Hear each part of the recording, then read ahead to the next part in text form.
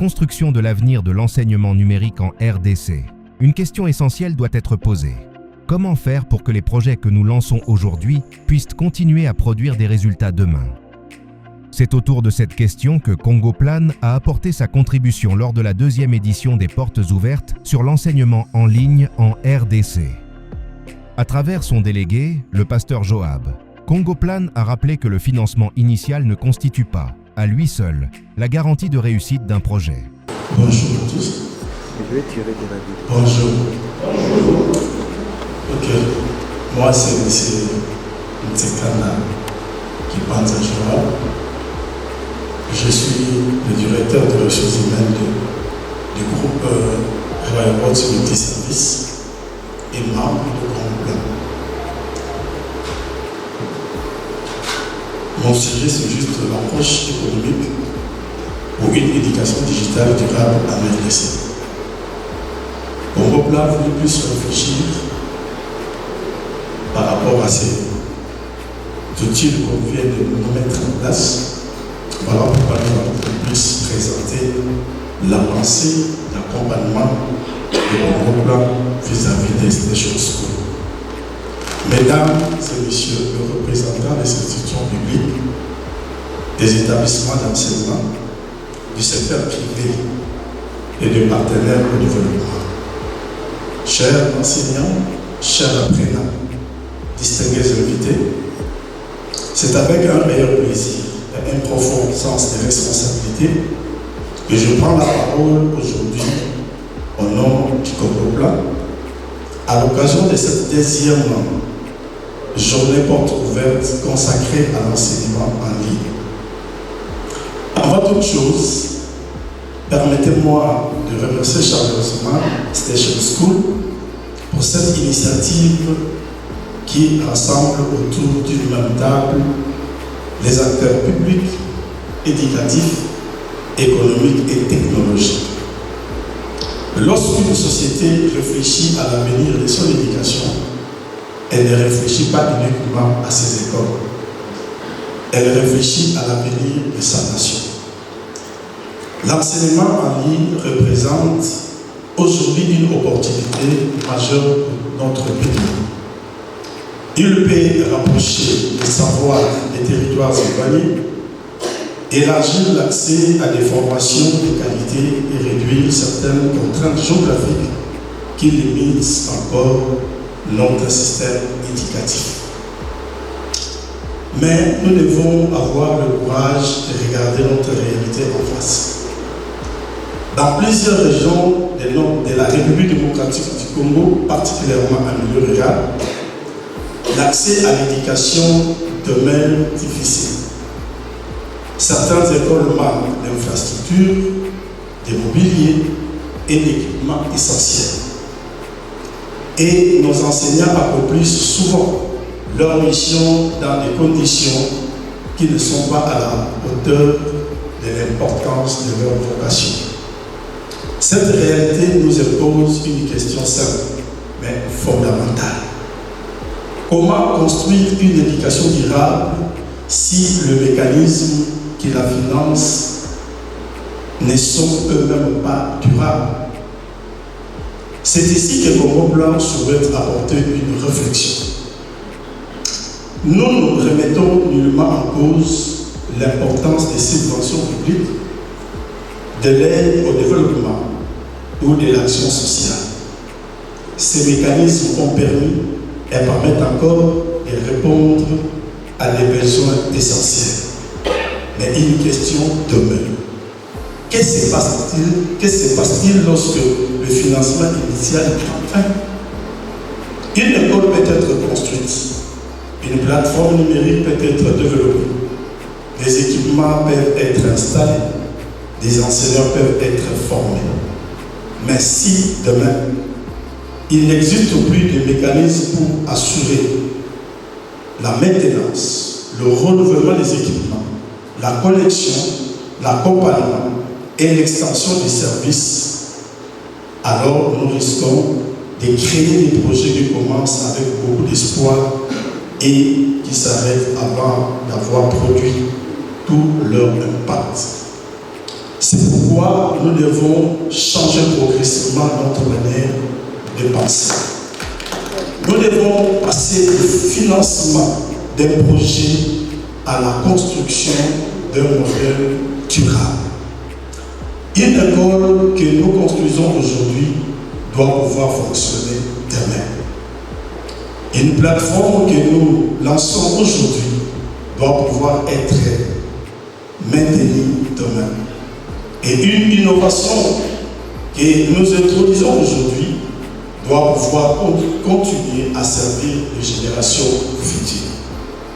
C'est précisément le sens de l'approche proposée par Congo Plan. Notre conviction est simple.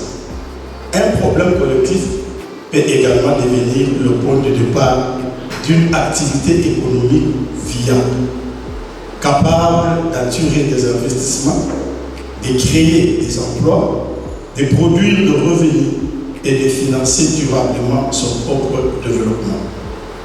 Appliquée à l'éducation digitale, cette approche nous invite à considérer autrement les infrastructures de connexion, les plateformes d'apprentissage, le contenu pédagogique, la formation des enseignants, la maintenance des équipements et le service d'accompagnement.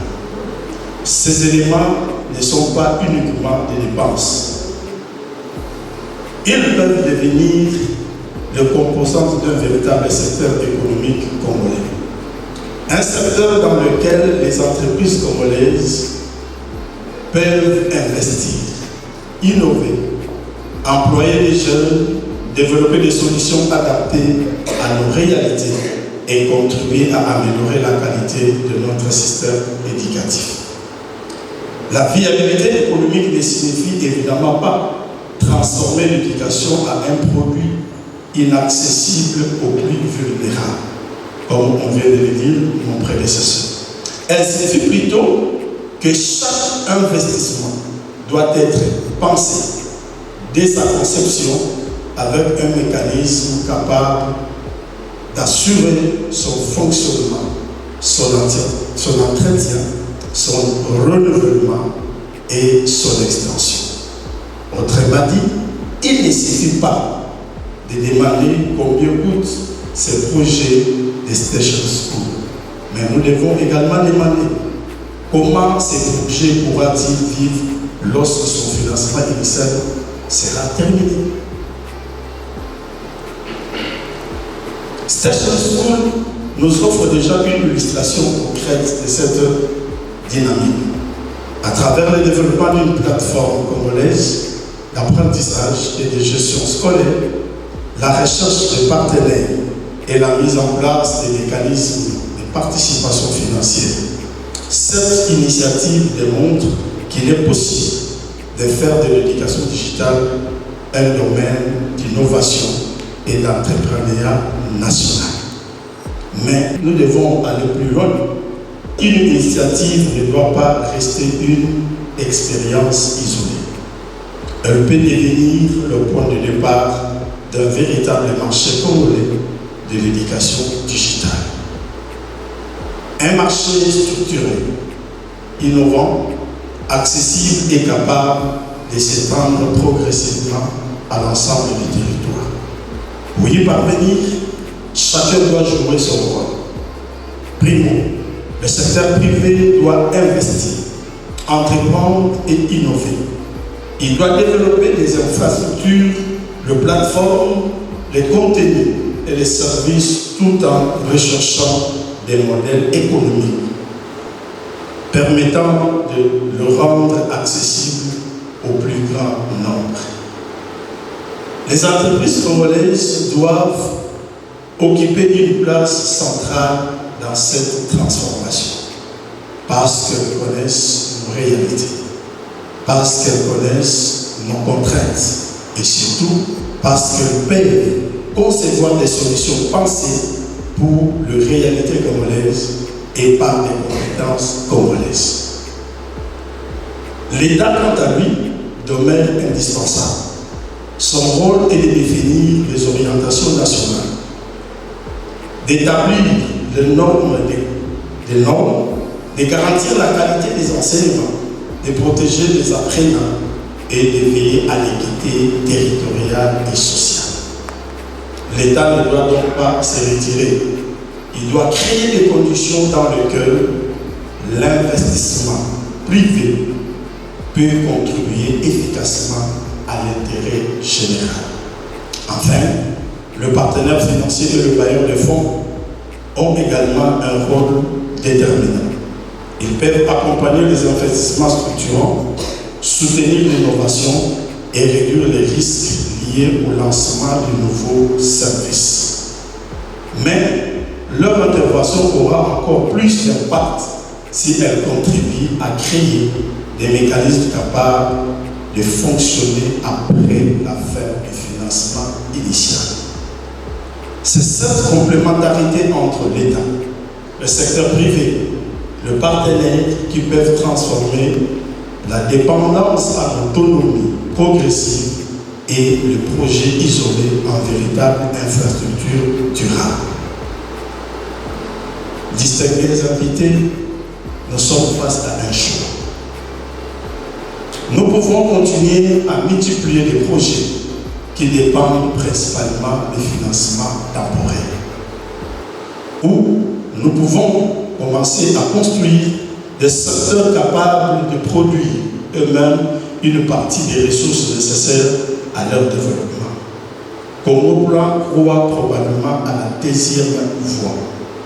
Nous devons passer de la succession des projets temporaires à la construction d'un secteur durable. De la dépendance exclusive aux subventions à la mobilisation d'investissements productifs et des solutions importées ou isolées à l'émergence d'entreprises congolaises capables de répondre durablement aux besoins de notre population. Notre ambition est donc claire. Identifier les initiatives nationales prometteuses, créer les conditions permettant de les financer, accompagner leur déploiement et surtout permettre ces solutions d'atteindre les territoires qui en ont le plus besoin. Parce qu'au fond, la question n'est pas simplement de savoir si la RDC peut adopter l'éducation digitale. La vraie question est de savoir si nous sommes capables de construire autour de cette éducation digitale un écosystème congolais suffisamment solide pour durer. Oui, la réponse est claire, oui, nous le pouvons. Nous le pouvons si l'État joue pleinement son rôle. Nous le pouvons si le secteur privé ose investir.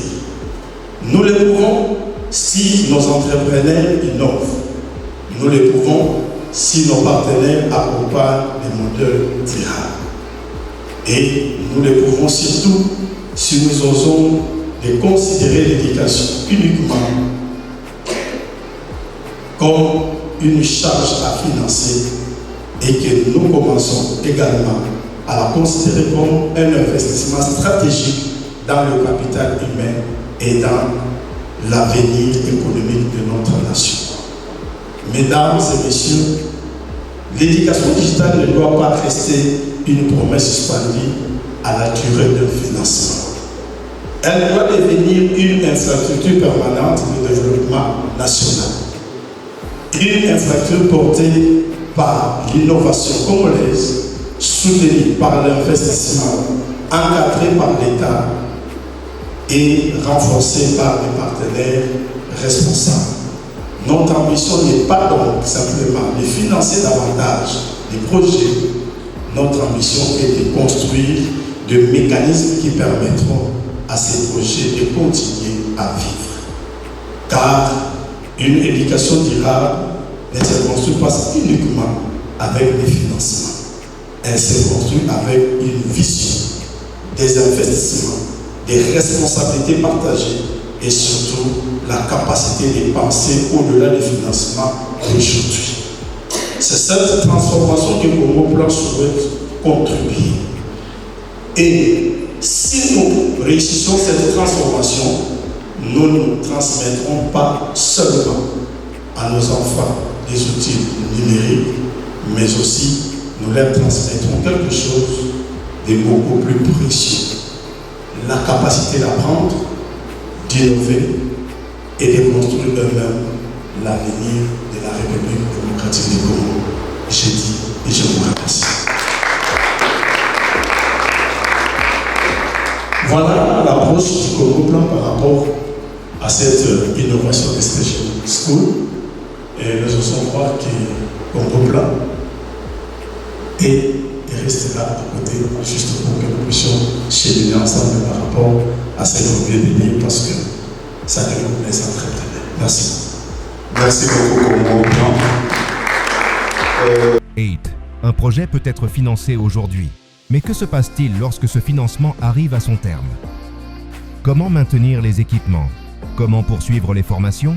Comment maintenir la connectivité? Comment assurer le fonctionnement et le développement du projet dans la durée?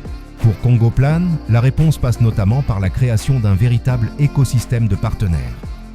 Il ne s'agit pas pour une seule organisation de porter seule toute la responsabilité.